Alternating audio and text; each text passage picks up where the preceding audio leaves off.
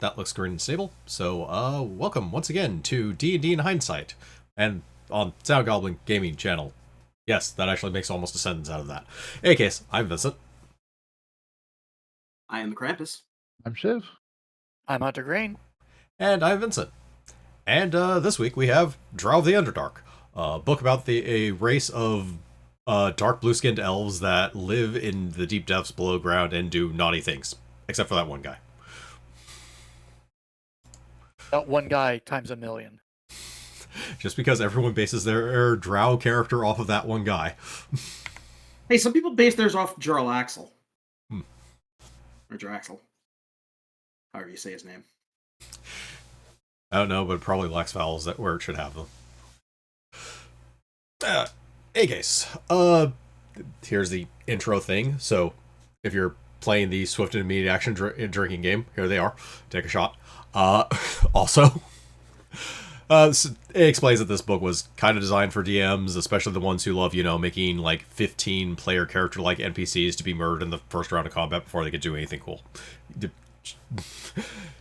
NPC creation in D&D, when you want to get creative, it looks exactly like character creation, so you can easily drive yourself crazy if you're making entirely too many of them for encounters for whatever reason. In any case, on to the first chapter, which starts by describing the Drow day in the life. This is a fucking racism chapter. Okay, fine. Yep. Certainly is. What? One more time.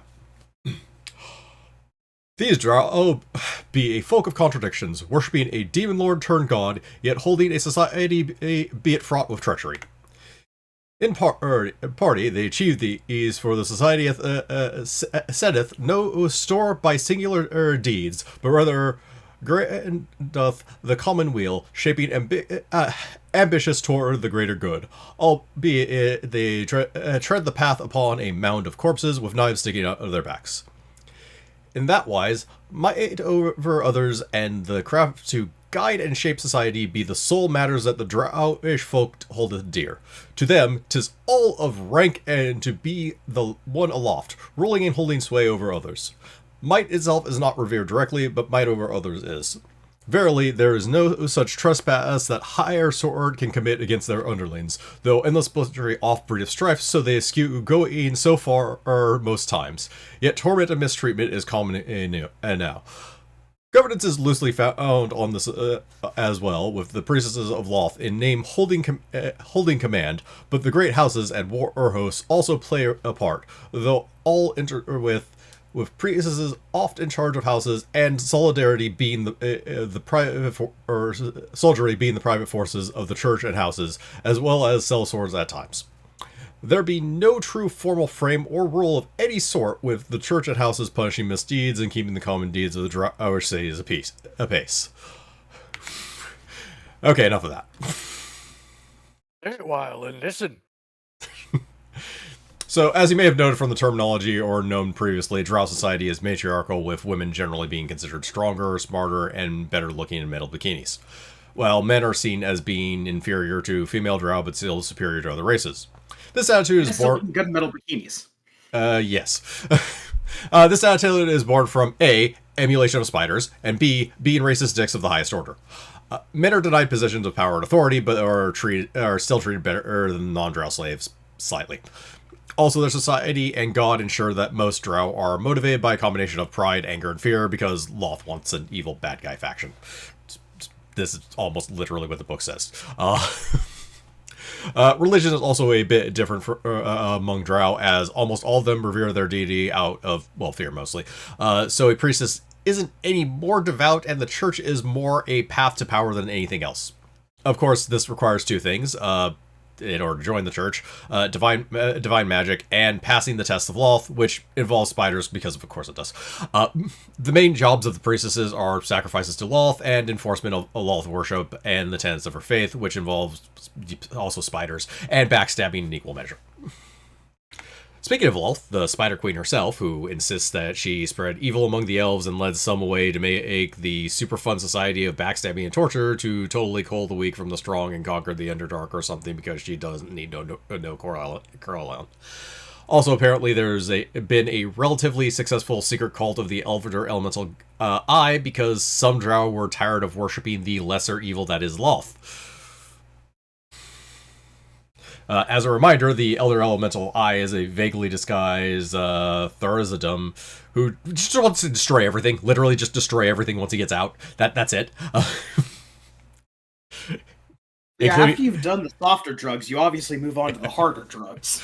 Yeah. And similarly, once you're done worshipping the Spider Queen, who explicitly just wants to make spiders and make your life miserable. Like sometimes you just want to burn everything to the ground. Well, I guess. As far as the houses are concerned, they resemble noble houses in ways with connections between members, sometimes even being symbolic more than direct bloodlines with branches in its own lineage and such. Also, I'll give the web diagram credit for sticking to theme, but, I mean, really? I was going to say, at least they're on brand. Yeah. The Drow are nothing if on brand to the spider theme. Yes, they are. Okay, the final word I find most amusing here is the authors basically admit that this society of all rights should have torn itself apart and only exists at all because of the literal divine intervention keeping it from killing itself. Also, the common Drow, which is most of them, is nowhere near as scheming and murdering with a focus on their own personal pursuits and wealth with only like a small dose of murder and betrayal on the side. It's just a weekend hobby. Other little things, Drow tech and magic is on par with other races, though they lose a lot of institutional knowledge from time to time due to both paranoia-driven hoarding of knowledge and the end result justification of said paranoia, it just being fucking murdered by the guy who wants your stuff. Let's see. Really hope.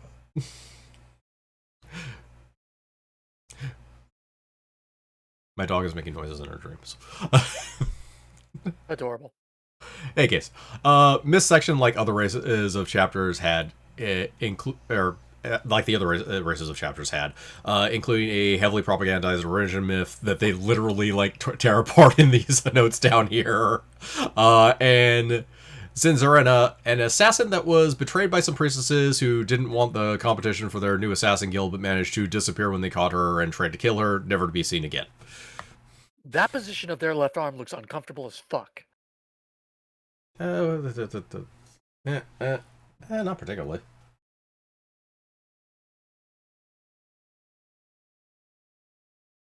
Yeah, no, I can hold that position pretty well myself, actually.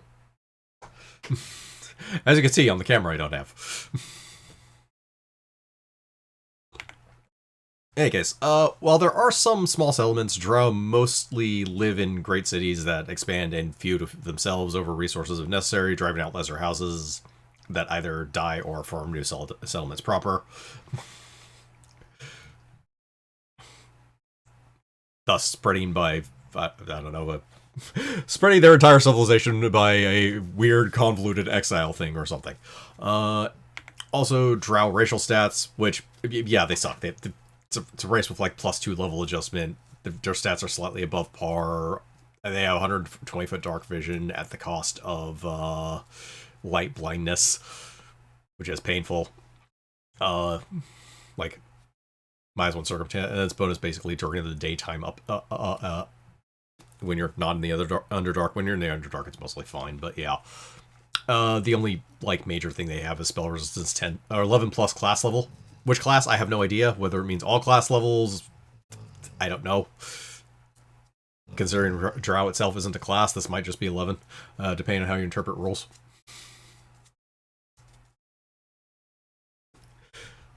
Take nothing but hit dice as no, probably not. But yeah, the only other things of note was the +2 racial bonus on will saves against spells, spell likes, and enchantment effects of other sorts, which is crappier than what dwarves get. They have spell-like abilities, which do notably cast at class level. Again, why they're saying class level and not character level, I don't know. But and I don't know, proficiency with hand crossbows if you're really trying to make hand crossbows work. Or you just take a feat.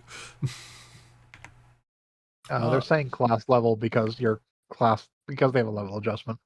So your class level will be lower than your actual character level. Yeah, I guess that's true.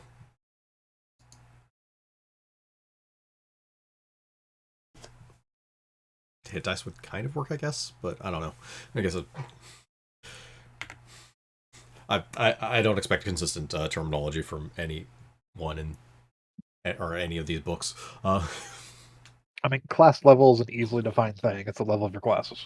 It's not that confusing. Yeah, but is it the level of a single class or is it the level of all of your classes? It's class level isn't all. Whenever I read a prestige class, when they say class level, they mean this class. So, also Drow language for those people who want to put their random Drow words for flavor, I guess, or I don't know, make graffiti on walls.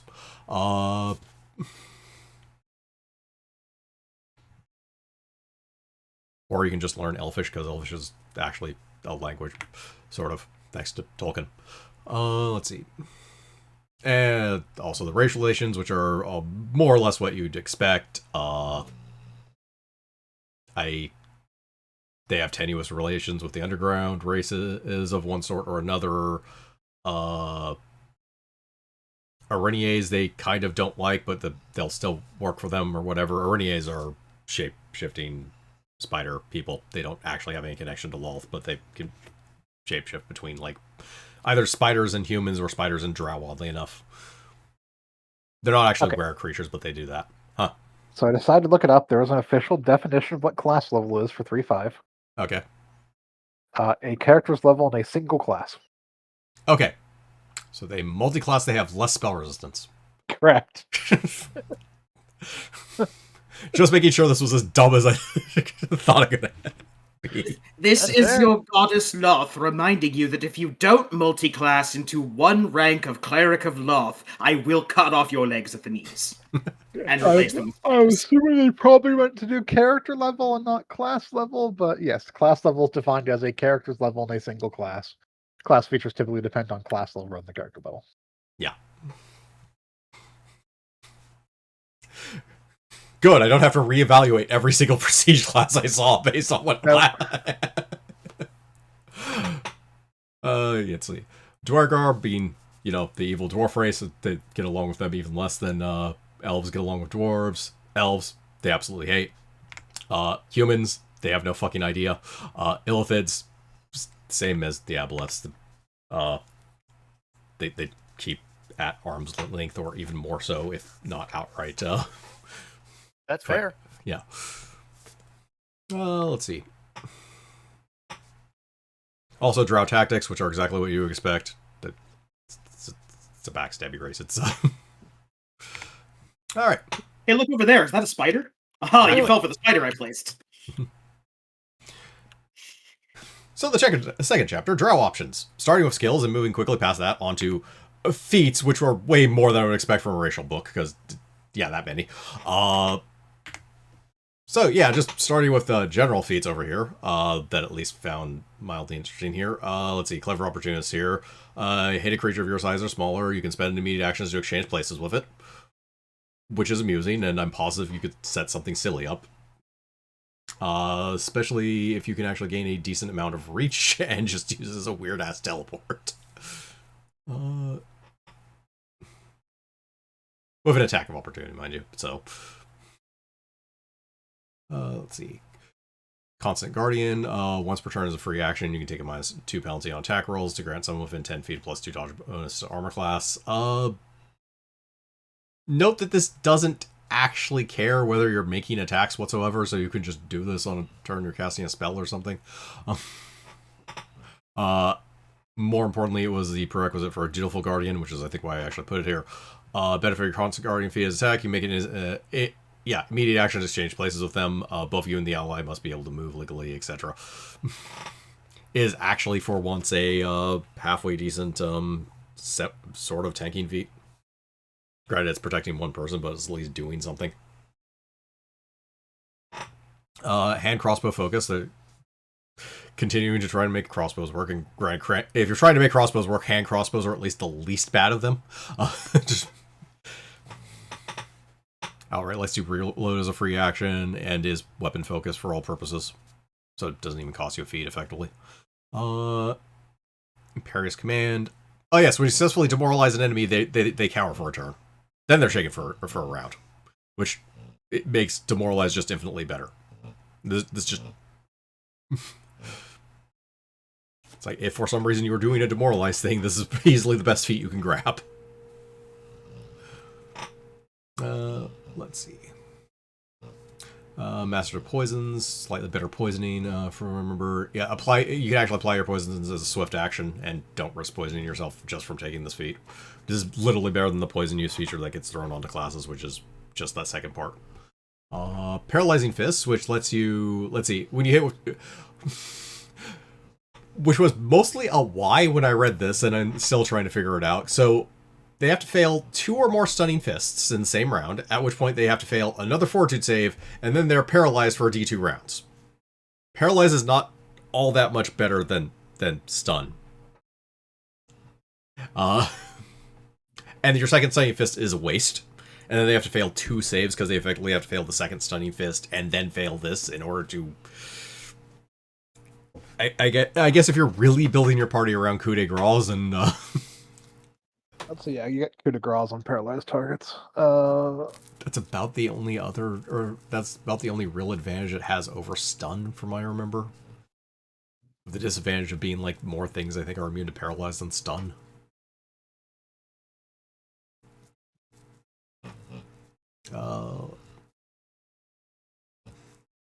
Yeah. Poison spell lets you actually add contact or injury to melee touch spells, which is kind of funny. Not good, just funny. Especially if you like to waste a bunch of money. Let's sadistic reward here. If you deal... The only catch here being you have to be evil, but if you deal damage to a living creature, you gain +1 morale bonus on saves for a round, which in a lot of combats it means you're just going to have a morale +1 bonus on your saves for the combat. Staggering Critical, which is the only crit fishing feat that I've actually found so far, strangely enough, in this book, and it's a good one. So when you confirm crits with a weapon against something, they're also slowed for a round. Which is just plain good. Most monsters, especially by the time you can actually take this feat, tend to have rather painfully large amount of attacks for rather painfully large amounts of damage. So slowing them is just, hey, you get to make 1 attack.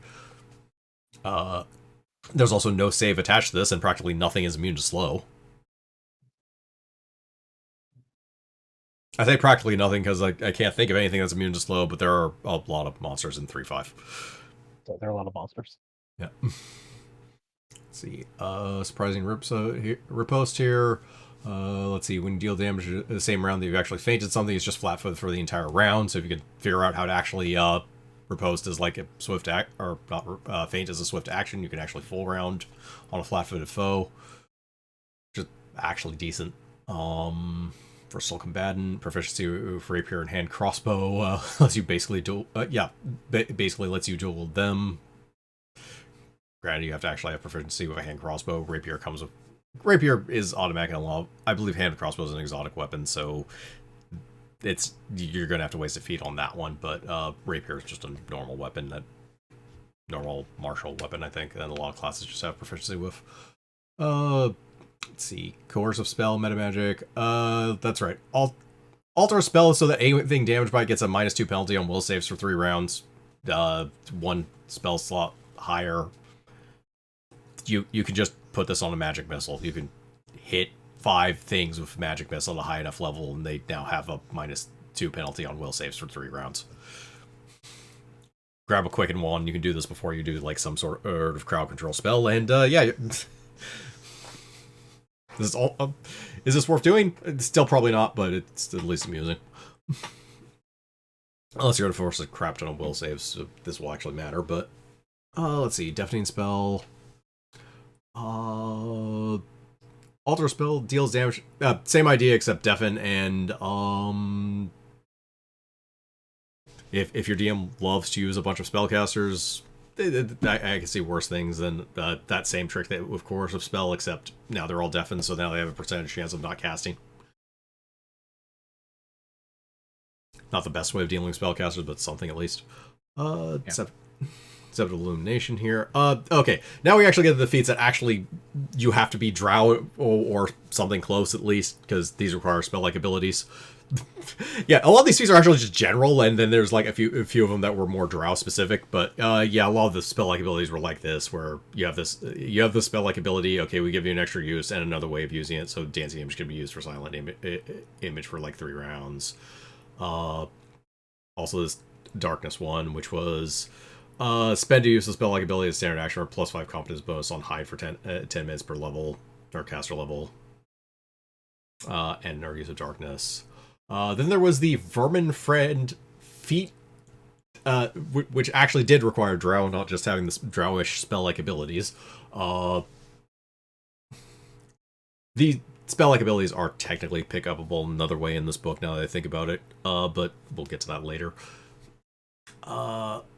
But yeah, these ones actually require you to be Drow, which is also pick-upable another way in this book, but we'll get to that. In any case, Vermin Friend itself, exactly what it says. Vermin actually have to make checks in order to attack you, or what? You can make immediate action. Attempt a charisma check to actually force them not to attack you.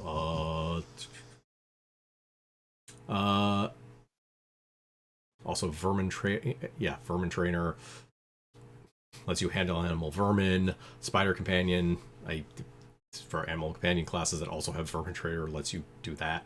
And Knight of Lolth, because this is somewhat of a feat chain. Yeah, Vermin Trainer. That's right, Vermin Trainer was a prerequisite for both that and Knight of Lolth, which, riding a monster's vermin, you don't need to make any rolls or checks to remain mounted, blah, blah, blah. Just unusual.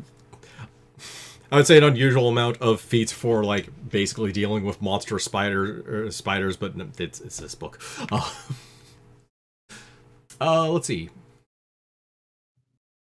Then more specialized stuff. There are ambush feats in here. Most ambush feats still kind of suck. This one was one of the better ones, which is saying something. But yeah, you give up a sneak attack die to make the poison on your weapon, to increase the DC of the poison on your weapon by 2, which isn't actually bad, because trying to increase DCs on poisons is really fucking hard. And it's just a D6 of damage, so if you're already using poisons anyways. I don't know why you're already using poisons, but if you're already using poisons... I mean, you're a Drow, they use poison. Yeah. Yeah, it's kind of your thing. Let's see. Divine Intercession, that is kind of true, but there's also the... Okay, but how much poison do I actually have as a supply is... You don't generally have infinite cash, so either the DM has given you... If the DM is kind of giving you, like, a large stipend of poison for every adventure, I guess that could work. But... Let me ask you this question. How much flour does a bakery have? Yeah. That's how much poison an average Drow has. Yeah, but realistically, for character building, DM generally likes to just stick to wealth by level. Again, it really depends on what leeways you have for how much you're actually allowed to get away with. I don't mean they're not using it all at what, or they're using it all at once. I mean, they're using it in doses, like on crossbows and stuff. But it's like they've got like gallon jugs of it in the fridge next to the other poison and the stuff that's labeled as not poison, but you know it's poison. Yeah. And if you happen to be the DM, then just increase the fucking poison by 2. Just try to 2 higher DC on the poison if you really want to have a higher DC. It's not that hard. Let's see, Divine Intercession here. With few divine feats actually requires more than 1 turn to be spent. Granted, it's a teleportation to any location within 30 feet. Which is okay, except this is also a standard action to activate, so yeah. Can get you around obstacles, which is not a terrible thing. Lolth's Caress. Which, yeah, does require a rebuke, but doesn't necessarily require you to worship Lolth. Sped rebuke attempt to speed up the effects of poison affecting all. Yes. You know those secondary effects on poisons that no one ever cares about. Basically, it's to reapply a poison effectively. Then this book also has Vile Feats. They're not good, but it has Vile Feats. I just put this one here as a reminder. Notably, all of them were... It was also kind of an unusual line in the sense that there was Unspeakable Vow, which is more or less just a prerequisite feat, and then like 3 different vows, which are, here's a benefit, but here's also a special condition. So this one is basically +2 profane bonus on damage rolls against a creature you hate, and +4 to confirm crits, but you have to at least kill one of that every month. As for the rules for Vile Feats, since we haven't actually done Book of Vile Darkness, I think I might have literally cut them out of any other book they were in because they were not they're not good or interesting ever. You have to be able to take them. That's it. Then there were style feats, none of which actually required you to be a drow per se, and these are also, strangely enough, some of the best style feats I've seen in any of these books, which was even fucking more confusing. They're attached to drow schools, or drow houses, hence the names they have, obviously, but like, you can reflavor this without really much effort or issue. Let's see. Yeah, moved at least 10 feet towards your target since the start of your turn. Your crossbow attacks deal an extra d6 points of damage for those people trying to still make skirmish work. Also, reloading your crossbow doesn't provoke attacks of opportunity. This one was when you deal sneak or sudden damage, you can give up a die to bestow -2 penalty on all of the target saves for a round. Yeah, this one. Yes. When you strike a creature with a magic staff, you gain a damage bonus on rolls equal to +1 per 10 charges remaining in that staff, rounded up. Staffs have 50 charges. That's just +5 damage if you're using a magic staff as a weapon, which do count as quarterstaffs, basically. And you can enchant them. There's also other stuff on this one of, let's see, letting you activate it as a swift action after striking with both ends of the staff. Staffs are technically double weapons as well. Or quarterstaffs are technically double weapons. I think they're the only ones that aren't actually exotic. But yeah, that one actually looks like it would almost be interesting and fun. On the other hand, they're stabs, so half the time I can't be bothered. And they mainly benefit you if you're a spellcaster, so it is kind of weird on that. Yeah. On the other hand, if you're a Duskblade, make a very weird quarterstaff using Duskblade, I guess. In Lindell School, at the start of your turn, you can choose to sacrifice your shield bonus AC in exchange for a bonus on melee attack rolls equal to 1/2 that bonus. Applies only attacks made with light weapons. Lasts until the start of your next turn. Alright. So if you have a shield, and you're dual wielding a weapon and armor spikes or something, and you know you're not going to be attacked.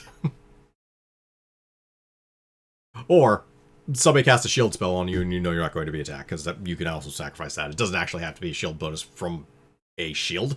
It could just be a shield bonus from anything. Base school, once per round, deal damage to a flat-footed foe or a foe you flank, which is the more important part, with a whip, or the spike chain, which is the more important part. You can also just do a trip for free. And they can't attempt to trip you in turn if it fails, so it's just free trip attempts.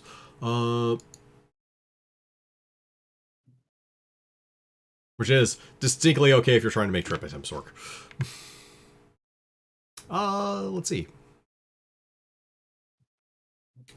Then ACFs. So strangely enough, read through the prerequisites to say if there's no listed prerequisites, there aren't any, but also when it says like Drow Bard, I would assume you would actually have to be a Drow to take this.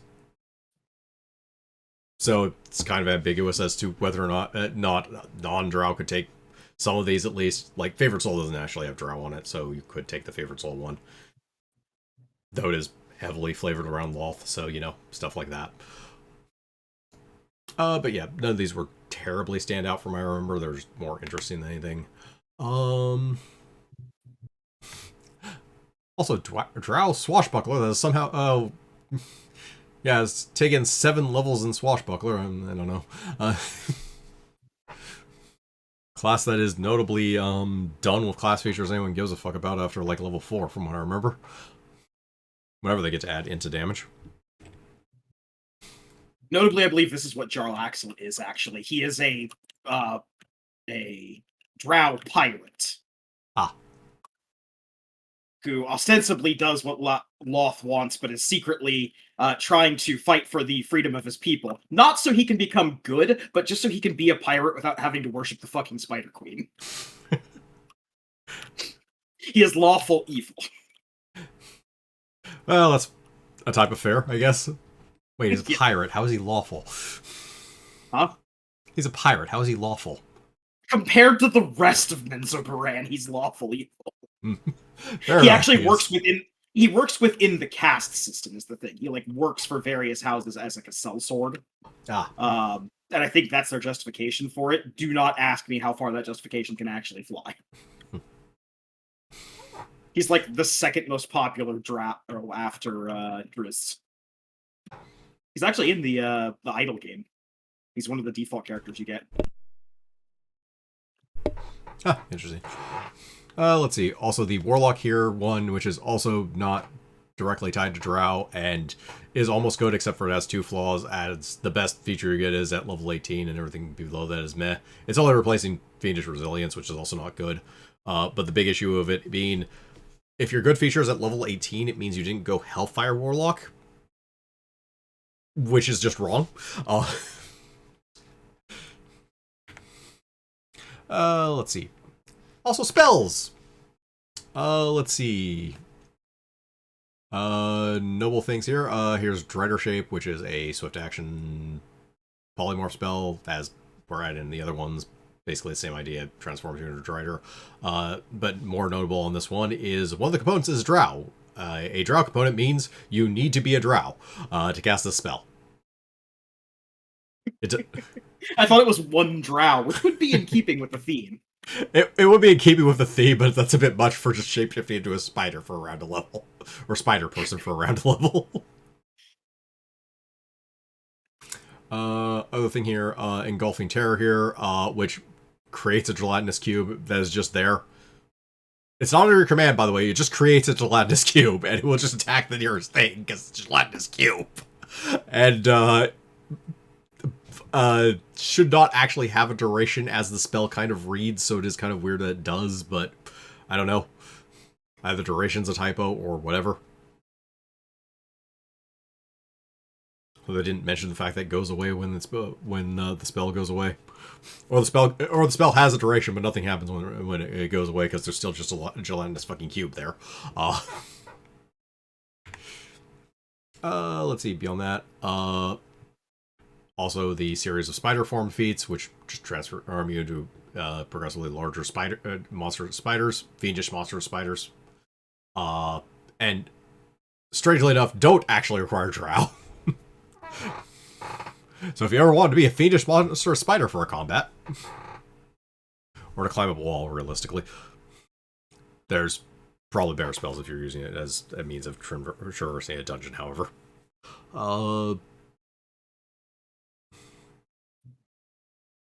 Also, new invocations, and spider shape itself over here is kind of rare for warlocks, as I don't recall any other invocations that let them transform into anything. Especially since this one just outright lets them transform into spiders. Because, of course, it lets them transform into spiders. Yeah, beyond that, on to the prestige classes. For the DM who likes to overbuild their NPC antagonists, or the players who are good at reflavoring things and has a permissive DM, really. So, starting with Arcanomancer. Arachnomancer. The Spidermancer. Spidermancer. Does whatever a Spidermancer does. Spidermancer. There you go. Yeah. Yep. We got the joke out of the way. Yep.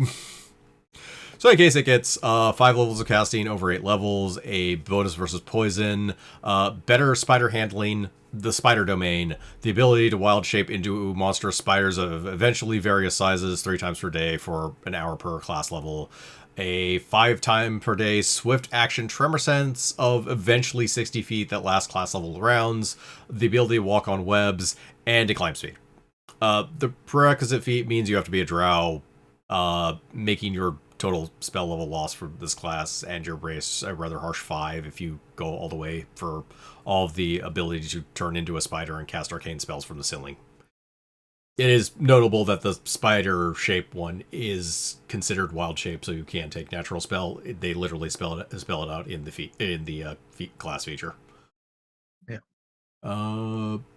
Although I think I wrote that before I read something later in this chapter, or later on, there is a way of actually effectively counting as drow without having a level adjustment. It is exactly what you think it would be.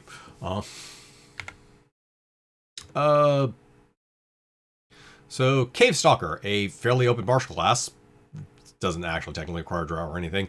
That gets, let's see, a +2 to movement skills underground, the ability to use nature-dependent abilities underground, handle animal on vermin, or the handle animal feature on vermin, or skill wild empathy basically on vermin, and wild shape into vermin. If you have those abilities, you have to have those abilities for those to work, but you can now use them on vermin.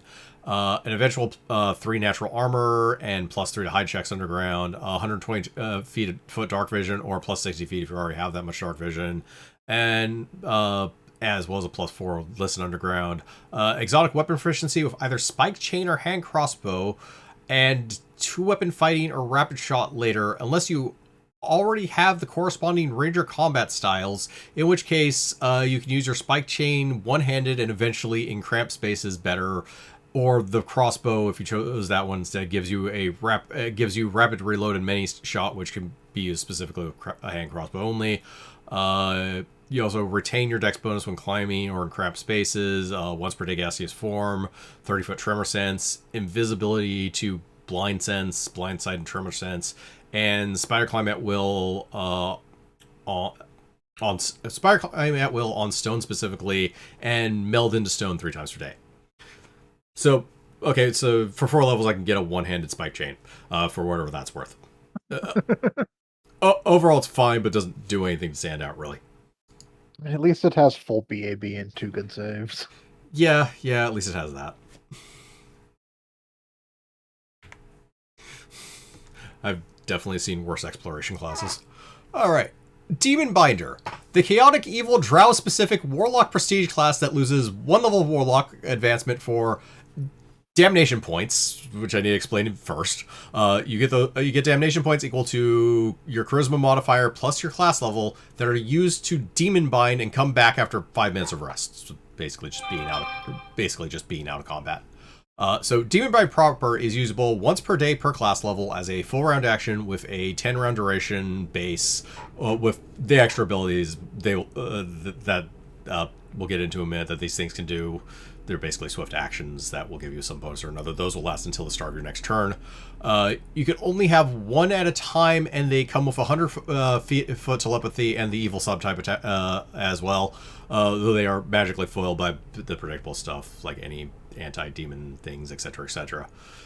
As for what they do, or what you can do, so you can bind a Dretch, which costs 1 point for 5 temporary HP, and 5 resistance to acid, cold, and fire. Babu for 2 points, you get 10 temporary HP, a d6 sneak dice, and a swift action that lets you spend a damnation point for +5 acid damage on your Eldritch Blast. Next Eldritch Blast. Succubus, 3 points, 15 temp. You have permanent tongues, and swift action, spend a DP for +5 on bluff and diplomacy. Yochalol, 4 points for 20 temp, 25% fortification, and swift action and a DP for gaseous form. Bebolith, 4 points for 20 temp, scent, and spend a DP and a swift action for climb speed. Vrock, 5 points, 25 temp, DP and a swift action for +10 sonic damage, and fort save or deafen for 5 rounds on your next Eldritch Blast. Glabrazu, 6 points for 30 temp HP, +5 to your bluff checks in general, and swift action and DP for True Scene. Nalfeshne, 7 points for 35 temp HP, 5 acid cold and fire resist, and a swift action and a DP to add a will save or daze for 1 round to your Eldritch Blast on creatures of lesser hit dice than your level. This will apply to everything if you shape your blast into a multi-target. These don't keep you from doing shapes or essences. Martelith, which is 8 points for 40 temporary HP, a set of secondary arms, and for 1 DP and a swift action, you can Eldritch Blast from those secondary arms with a -5 to hit, and you can't apply shapes or essences to it, but still just an extra attack on a class that generally doesn't get that. And Balor, which is 9 points for 45 temp HP, a good fly speed equal to your land speed, and a swift 1 DP melee touch that deals fire damage equal to your Eldritch Blast. They also get DR, eventually 6 good, electricity resist that scales to full-on immunity, and poison immunity. So, while Demon Mind might make good visuals for a villain, the clunk of this class would relegate it to a boss, and it would be a fairly easy one at that if you stuck to this class. You seriously have to make it like 10 levels above the party at least for it to not just get like just fucking steamrolled in most average parties. But on the other hand, this is probably the most original and amusing Warlock Prestige class I've seen, and it being locked behind stupid evil Drow is a giant fucking waste of potential, or I could just ignore that part with DM permission because it's not like this is broken or anything close, really. This is actually like interesting and decently designed. I'm freaking even more annoyed that this is just an NPC that is more finicky than you actually want an NPC, but it's perfectly fine for a player character.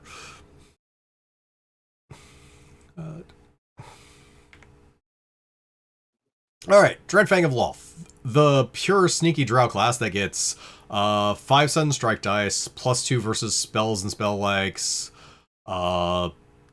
saves versus spells and spell likes, +2 to damage rolls with a swift action, and to give it to an you get +2 on your damage rolls, and as a swift action, give that bonus to an ally for a round. Poison use. Bonuses to climb and jump for you and your allies. Uncanny dodge, improved evasion, +1 dodge bonus to AC that as a swift action you can give to someone else for a round. +2 DC for your poison weapons.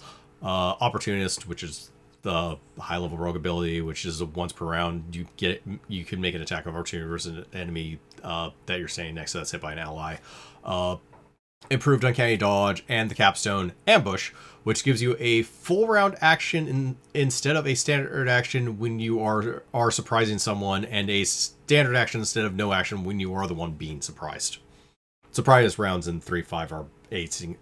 Everyone doing the surprising has a standard action, and everyone else has no action whatsoever. Normally. So Sudden Strike does count as sneak dice for qualifying for this prestige class.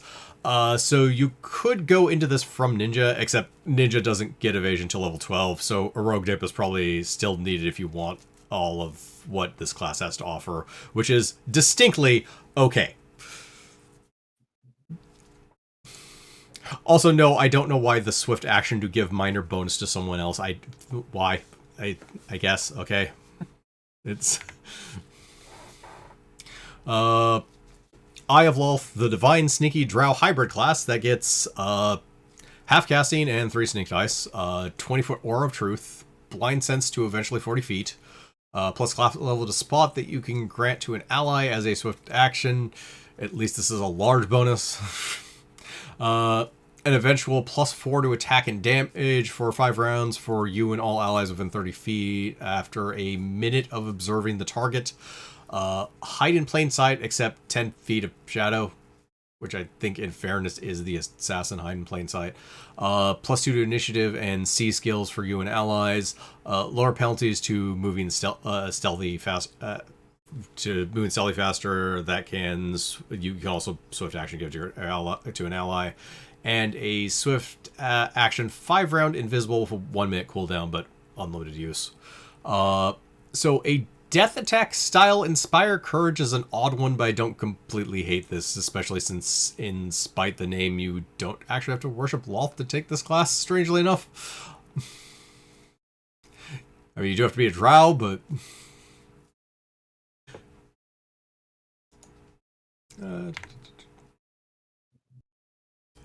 Insidious Corruptor, the Worm Tongue style Drow casting class that loses half its casting for, Claws of Influence. So that is a standard action that forces a target to make a will save or be under your influence until you let go or they're more than 30 feet away from you.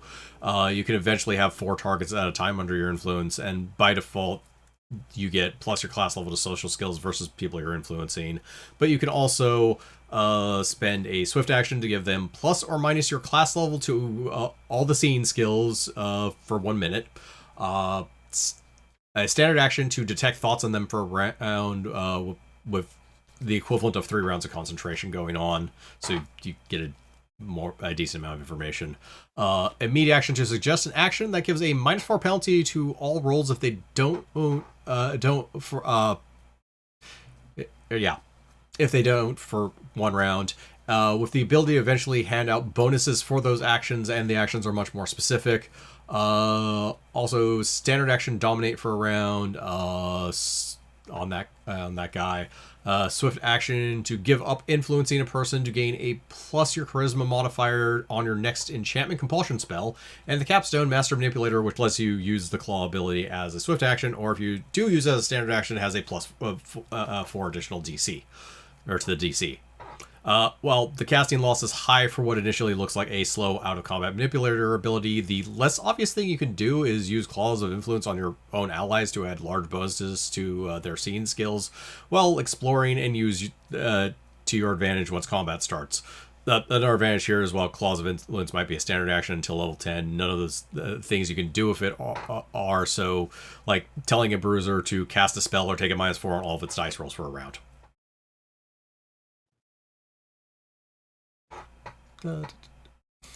Strangely enough, this one works out way better than it initially sounds, or you would think. Yeah.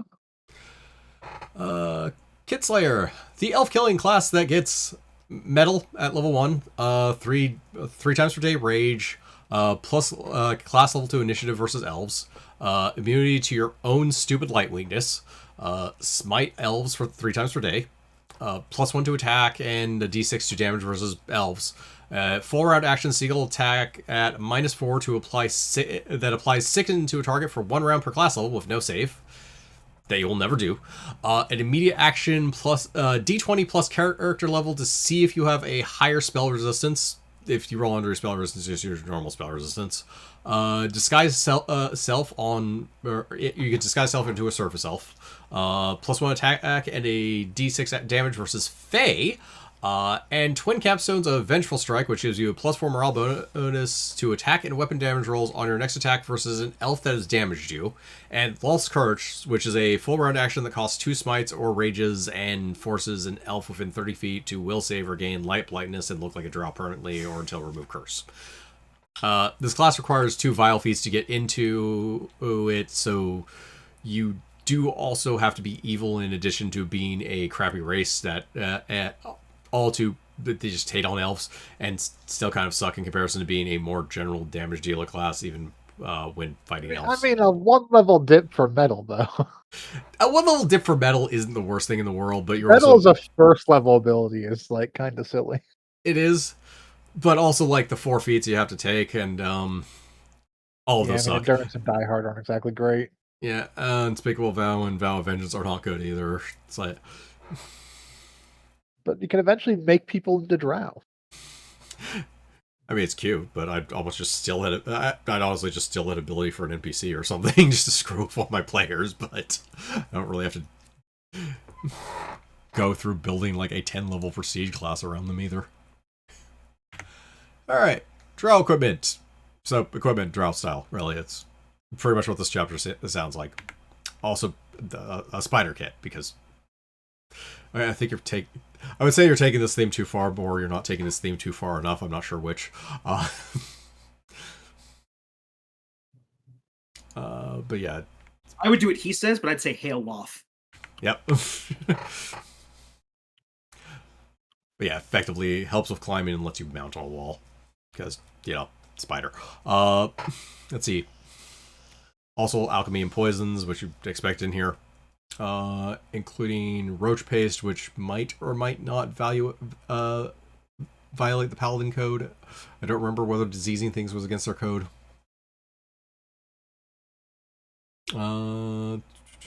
Diseases are against the Paladin code. That's why they made ravages.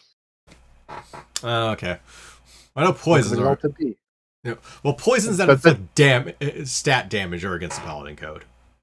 Correct. But then there's also, they made poisons that aren't poisons and diseases that aren't diseases in the Book of Vile Deeds, so good people could use them. Also, Underdark Blight, which reduces spell resistance, which by the Paladin code is A-OK. Drow love to make poisons that are technically usable by Paladin codes, so... let's see.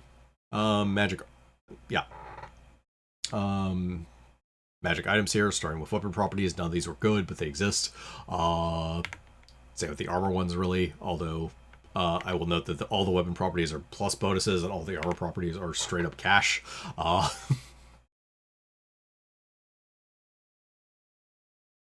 Is that a person with a unwieldy spider on their arm, or is that a spider shield that is also equally unwieldy? As a spider shield that is also equally unwieldy, it is spider bound, so it is the... Yeah, once per day you can speak a command where it turns into a Phoenix spider, basically. Depending on the shield. Yeah, depending on the shield depends on how big of a spider it turns into. Fearsome, my notes say, was at least interesting. Let's see, 5k. Functions if it has armor spikes. If it doesn't have the feature already. +5 enhancement bonus on intimidate checks, and you can demoralize opponents as a move action instead of a standard action. Cute. Yep.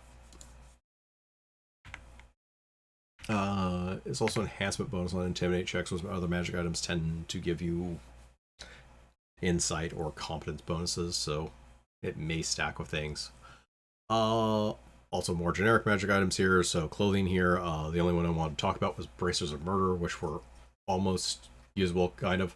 +2 Purveying bonus on attack and damage rolls against flat-footed targets.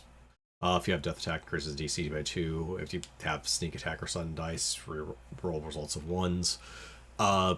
It's not actually awful if you happen to be able to take advantage of those features. Like a ninja would actually do pretty good with this, because +2 to attack and damage rolls. More on the damage rolls. Also of note, so rerolling 1s on a d6 is kind of cute, but doesn't really equal all that much damage. Basically, it's plus 0.416. It's less than half a point of damage, basically, per die, which maxes out. Which, if you have maximum sneak attack dice, means that this would be adding like 4.166, a little bit over 4 damage, basically. On the other hand, and as a counterpoint, it is fun and it raises the expected floor slightly. So if you need to do a certain amount of damage, at least it helps guarantee that. And also beyond that, a couple artifacts in this book as well. Cloak of Consort, which is some defensive bonuses, but also -4 penalty on all saving throws against female drow specifically, which is cute. And the Egg of Loth, which is unsurprisingly an egg that produces spiders. You don't say. Yeah. I laid it myself. All right. The Monsters chapter, or as I call it, the Underdark chapter, because for the most part, this doesn't really relate to the Drow very much. This thing does, though. Yeah. The Chiwindencha, I don't care if I pronounce that right. Born of those who fail one of the lost tests are unnatural creatures. Their forms reflect the Spider Queen's cruel humor. As you can see, they are a pit with spider legs sticking out of them. What? What's the point of this art?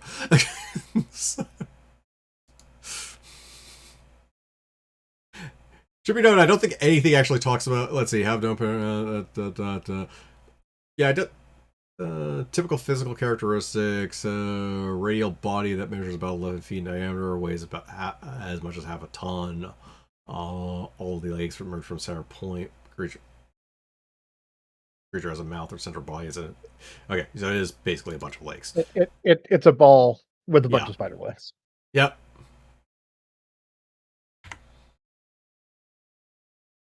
Let's see.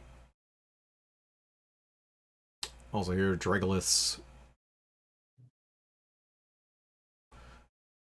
Oh yeah, Dragoliths are basically half-fiend-ish things. Born specifically to leaders of Drow houses, effectively, who, fuck demons. As half-fiends usually are.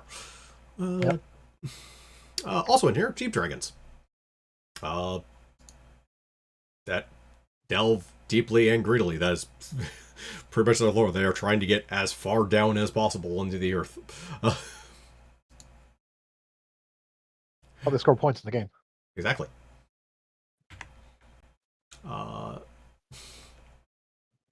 Zarkai, or albino drow, also known as they just look like normal elves.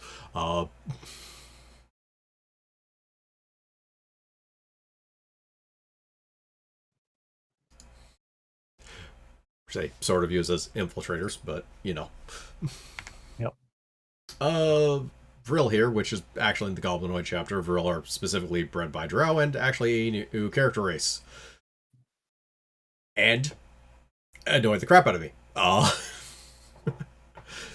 So, you'll see on the Vril characteristics, there's no monster entry for Vril whatsoever, so the only thing here is the Vril as characters when it comes to telling you anything about them. So, +2 con, -2 dex intelligence, their small size, base land speed, dark vision, resistance 5, weaknesses, which says see above for light, blindness, vulnerability to poison, and then special abilities, it says see above for skin shift and shriek. There is no monster example Vril. There is no listed abilities above for these abilities. These things do not exist in this book.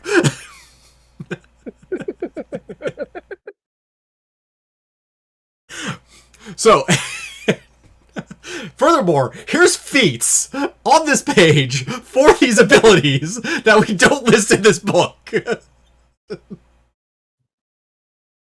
Uh-huh.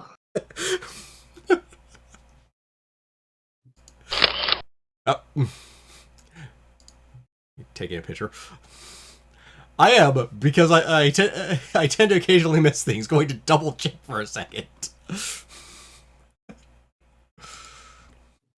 Well, you have to take a picture. The Adventurer Society doesn't believe they're real. Matter of fact, here, we'll go over here. Okay. Goblinoid section starts with these Bugbear. Bugbear. Goblin Flesh Herder. The Vril feats. Then we go on to these sample encounters, Society, Ecology. Then we start talking about Vril.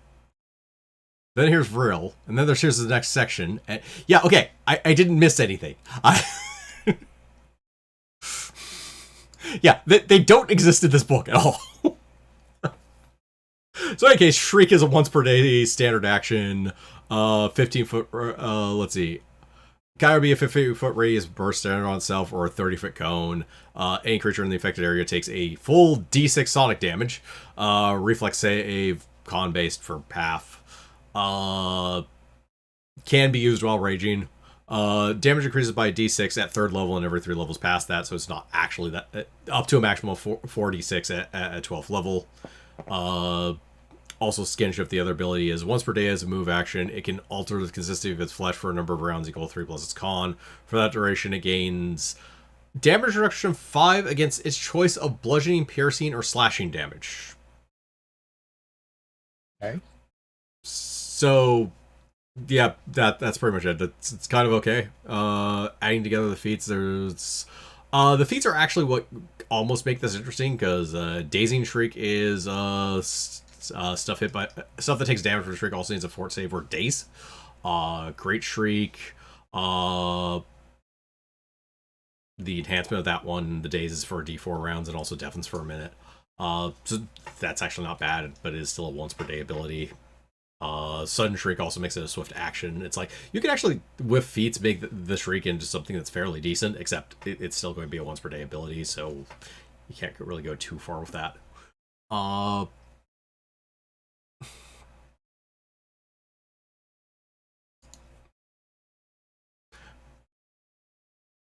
But yeah. Moving on from there. Kuotoa are in here, which are the other evil fish people. Who worship the silly named god. Yep, there. The Kuotoa worship Blibdol Pulp. Yep. A terrible deity called the Sea Mother. And yeah, that's pretty much all you need to know about them, honestly. Yep. Quaggaloths. Race of subterranean monster humanoids. Come on, oh, that's right. Sort of half or humanoid albino cave bears. What, albino cave bears? Yeah. I don't know. Why. I know why. We needed our bear person race. This is not their first Let's ask the wizard how this human bear hybrid came to be. Don't ask questions you don't want the answers to. There are no laws against albino cave. But there should be. No, there should be laws against that thing. Yes, there should be laws against that thing. Yes. Shunned. Curse of Loth created from servants who have failed the Spider Queen. Because, yeah, that's pretty predictable, honestly. Also, of course, it has spider legs. I asked for a sandwich and you didn't get it for me. I couldn't hear you. You're a different plane of existence. That doesn't sound like my problem. Spiderhead monster. Let's see. Failed me for the last time. Yep. I asked for the sandwich to have extra mayo. There was not enough mayo. Also, we emptied 3 jars for it. More mayo. I think it'd be quicker More just put the think it would be quicker just put the sandwich in the mayo jar. That's too much mayo. Yeah. Also, more spiders. I don't understand how you could fuck this up.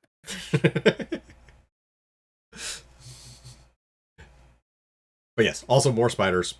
In addition to the previous spiders in this chapter. This is there's 3 different entries for different types of spiders. There was the husk vermin earlier as well that I kind of clip picture or clip of the page on it, whatever. Notably, this is the only one that actually had pictures of spiders, so unusually restrained. Also more trolls. Filth Eater and Tunnel Thug. Venomooze. Exactly what it sounds like. Yep. And into campaigns and adventures. So talking about basically Drow campaigns, incorporating Drow into your campaigns, Drow cities, environments, stuff like that. So I did do some detective work. Huh. The monster stats for Vril do exist, or technically exist. They don't exist in a book, though. They were released on the DnD webpage on their online archives. Yeah. But it only exists as part of the Wayback Machine. Were they released there because they forgot to put it? They were released there because they forgot to put them in the book, yes. Yep. Hence why I had these stats for what their abilities actually did, but because I was able to find that, but yeah. Using Drow cities in campaigns. Strangely enough, Drow cities are more open to trade and visitors than you would think. On the other hand, you're also in a city full of Drow, so don't expect anything remotely resembling safe. Also, one of their great entire page sidebars for some fucking reason. Again, just talking about random things or random denizens of the Underdark, mostly that you can eat. Delicious. Yeah. Let's see, and the sample Drow section, which goes on for quite a while, giving you samples of Drow, and then Drow adventures, which are little snippet stuff you can just throw into an adventure when the encounter level for them. And past that, 50 adventure ideas.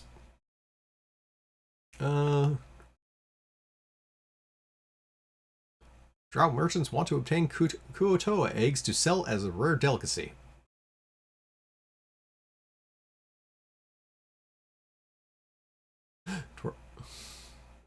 Darker ghosts take up residence in a Drow temple and must be removed.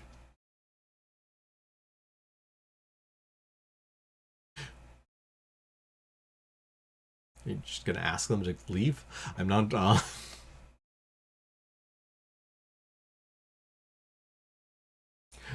Bigger. I can actually read some. Huh? If I can make this bigger so I can actually read some of these. Ah.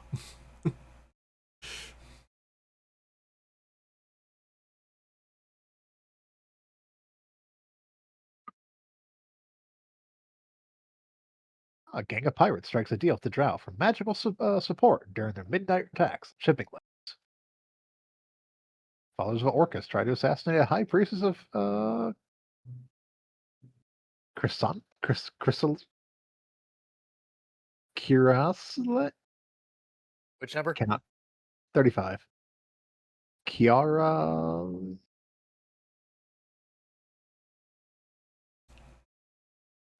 Followers of Orcus try to assassinate the High Priestess of Kiara Kiran Ansele? Saleh.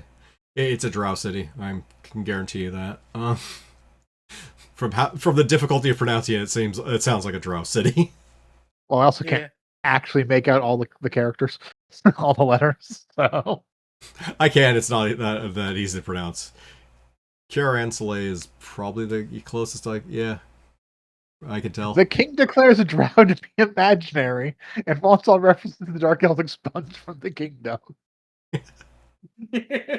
Oh, okay, okay. Investigate this strange decree. Okay, hold on, 34. 34 is gold.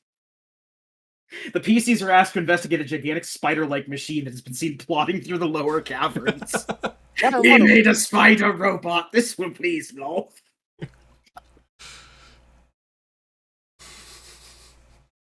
We're being a bit too on theme. We're not on theme enough.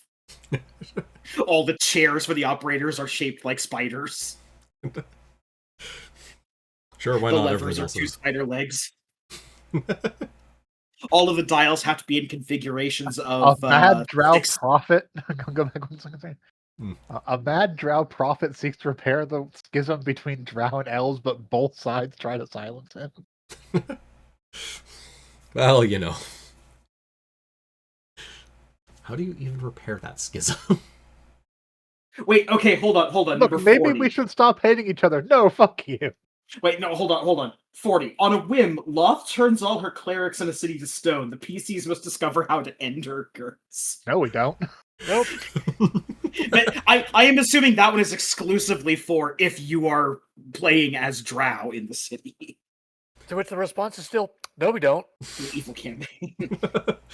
Yeah, there's that problem. It's like, oh, you're an evil campaign, but you're also like Drows who are chaotic evil demon worshippers. They don't Many albino Drow children are being born. Divinations blame an ancient curse that is coming to fruition. Is that really just not a bad thing at all for the Drow to have albino Drow who can easily infiltrate the surface?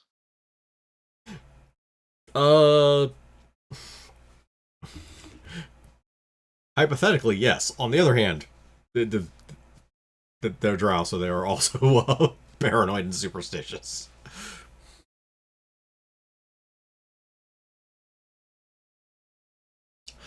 Also, it depends on whether or not you have control of the albino Drow or not, so that can also change the equation. Because power games are very much a thing for them. Let's see. Oh, yes. Followers of the last seek protection from Drow marauders during an important dance ritual. We have Monster come spiders start to breeding. step. Period. No one steps like the Drow. Technically Drider correct, I proceeds guess. to do impressive tap dancing. Alright. But yeah. Magical locations, kind of same as the rest of the books. A kind of alternate treasure sort of thing, but Drow themed this one. Also, the sidebar, the good, bad, and the neutral, basically why player characters would be doing anything for or around Drow cities, etc. Yeah. And beyond that, the next chapter, Lethal Sin Lu, which is as much as I'm going to try and pronounce this Drow city, But yeah, this is like the one chapter in the Dungeon Master's Guide 2 for Salt Marsh. It's entirely just a hyper descriptive version of one Drow city. Just goes into detail on all the quarters and stuff.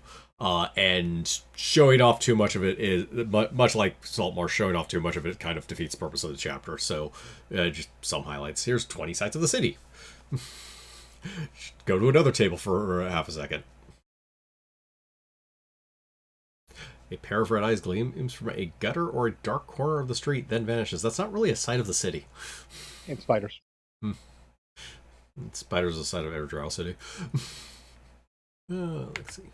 But yeah, map the city proper. I now know what Spider North is. Spider North, which is always west, apparently. Or left. Sport. I don't want to know what spout is. And occasionally... That's not a spider. Nope, that's an elephant.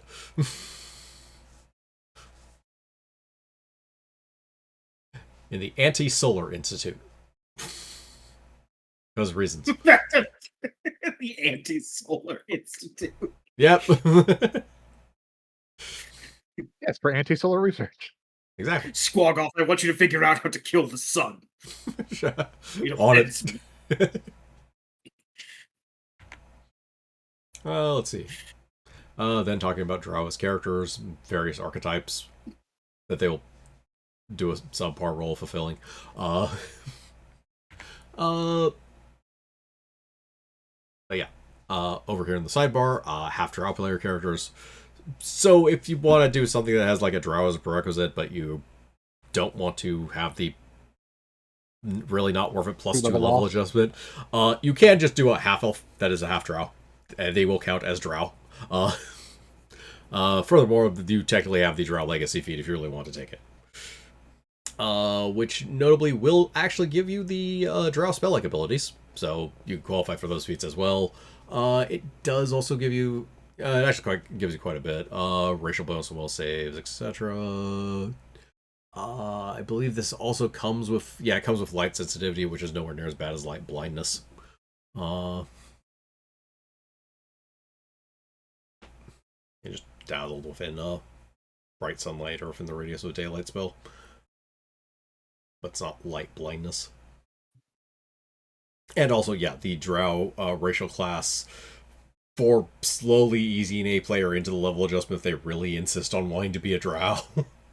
By, like, spraying out all the features over, like, 4 levels, effectively.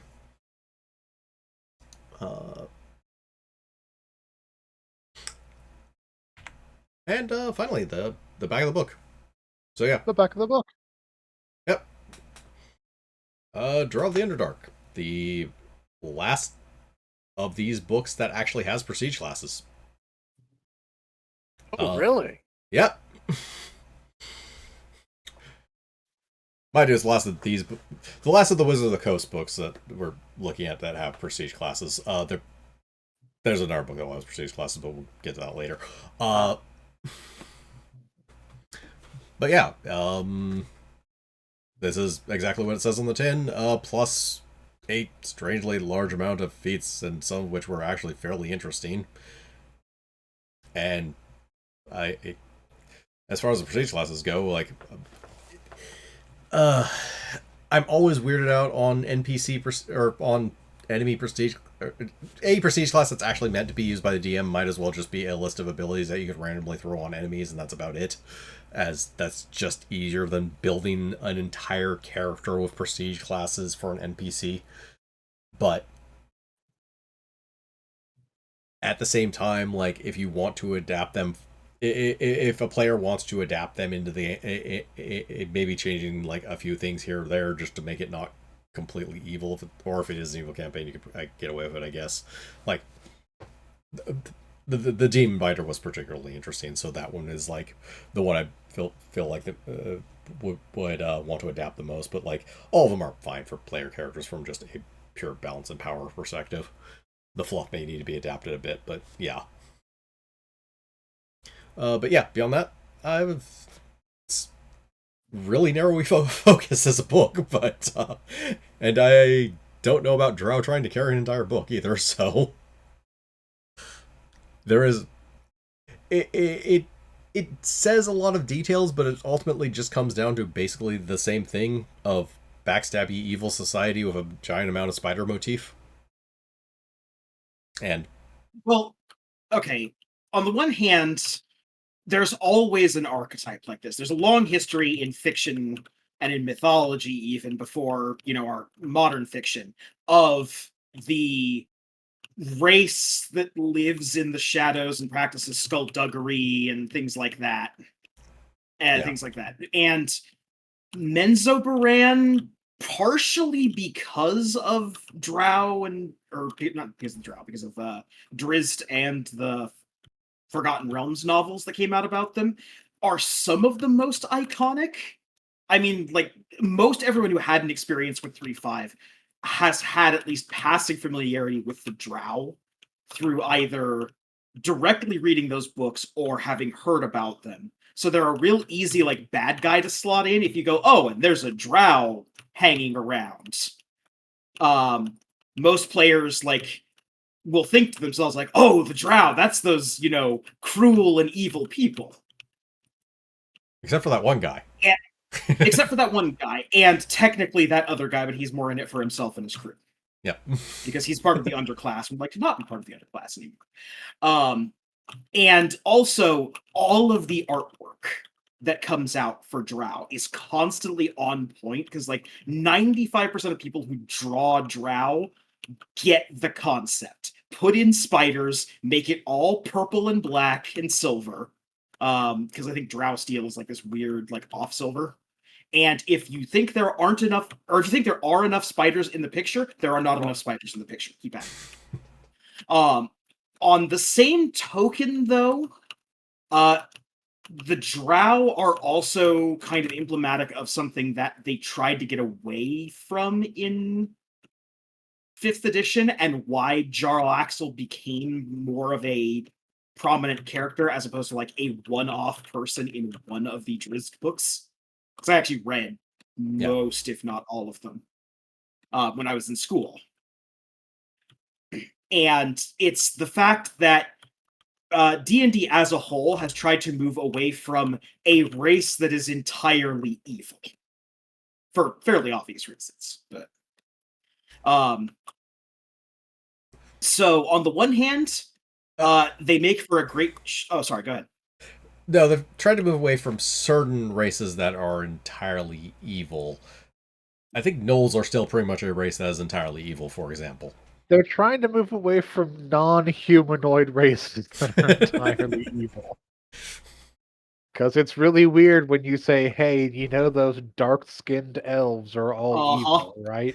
Yeah, no, I Oh, do these savage orcs are all evil, right? I do kind of understand. Actually, goblins are still in that category. Now, with that being said, modern incarnations of this, I believe, do still have the Drow society as largely unchanged. They still keep the, one nation under Loth, mandibles visible. Yeah. And oh, go ahead. And they still keep the structure of, like, the oppressive matriarchal society that backstabs itself marginally less than it backstabs the men underneath them. But they kind of more focus on, like, oh, that's just how Menzoberran society is. Yeah, it's effectively, here's literally the Drow of the Underdark. It's the other thing that this book does hint at more than a little is, like, no, this is a cultural thing. This is not... Yeah. The reason the Drow are like this is specifically because the Drow culture is like this, and specifically because there is literally an evil god kind of forcing the Drow to be like this. So, to some extent, there is a little bit of that, and as a matter of fact, I do like there being like, okay, seriously, player characters are going to want to run these races, especially, like the Drow look fairly neat, actually, and so that appealed to some people, so making, like, a non-evil Drow over there in one way or another is perfectly fine. That's kind of what they did, actually, in 5th edition. There's a different deity that the non-evil Drow follow, and there's stuff and things there, but that's not the purview of this book at the moment. So, but yeah, the scrubbing the completely evil out of it, especially the races that are not really like directly linked to being minions of demons of one sort or another, is been a project, and I'm not really against it at all. It's just there's a lot of corners and they don't really cover everything at once. As said, all the goblinoids are that they say they haven't done shit with them yet. For example, Right. But they have made them even more inhuman by turning them into the Fae. Not sure if that's better or worse, but But I was not aware, like, when we went through this book, I was surprised that they actually paid service to, like, okay, yeah, the guys, remember, this is only this way because Loth is, very clearly stirring the pot and yeah, it's not richly killing their lives. no, it's everything about the culture is like, yeah, back to that whole the final worldness thing is like, yeah, this society wouldn't stay around or exist if it wasn't literally Loth interfering constantly to keep it stable and exactly like this. Like, the status quo is very much divinely enforced. Yeah. That said, as far as setting goes, as it's still very fun to have like the spider themed adventures in the Underdark and stuff like that, or just have like a very obvious Masters of the Universe style scenery chewing Drow priestess of Loth. Yeah. Foolish mortals! Now is the time of the spiders! Or just have like a bunch of like, Drow politics and stuff and just crank the overacting to 10. And crank the spiders to 18. 10 plus 8. Of course. Sorry. Yeah, that's pretty much all I have to say on this book. It's not bad, actually. It's not really my cup of tea because, yeah, it's entirely on Drow. What do you want? But it's got stuff. Yeah, that's all I got. Anyone else? No, It's a Drow book. Yeah. It's pretty much standard for one of the how to put this, the most basic yet elaborate races for a setting like this. Everyone who knows D&D knows the Drow exist and knows the basics about them. There is a lot more to them, but it's a lot of it feels like it's there more because they have to do something with the Drow. It's shallow enough that you can drop one in without much explanation and have a bunch of institutional knowledge. Yeah. There's a Drow Corsair here as an enemy in one of my encounters. We know what he looks like. He's got a spider on his hat or something, things like that. But there's also a lot of deep lore that you can... You can say there's a lot there that you can still make completely different campaigns hundreds of times in the thing with them. Oh yeah. There's a vast and intricate world in the Underdark, and the Drow make up a significant part of it, and there are hundreds, thousands, an infinite number of stories you could tell about the politics of the day. Yeah, there's roughly 50. We saw all of them.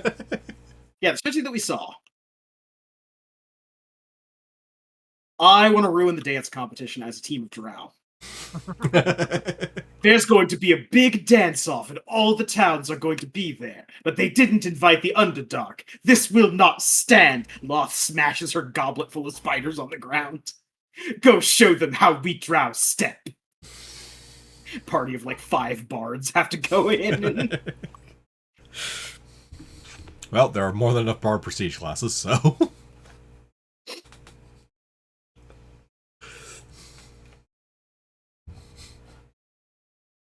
Including 2 that take us forever to rate, but that's a different matter entirely. I'm the bard of regular progression. I'm the bard that has 9th level spellcasting progression. I'm the bard that uses my bardic music to do secondary refrain attack spells or abilities.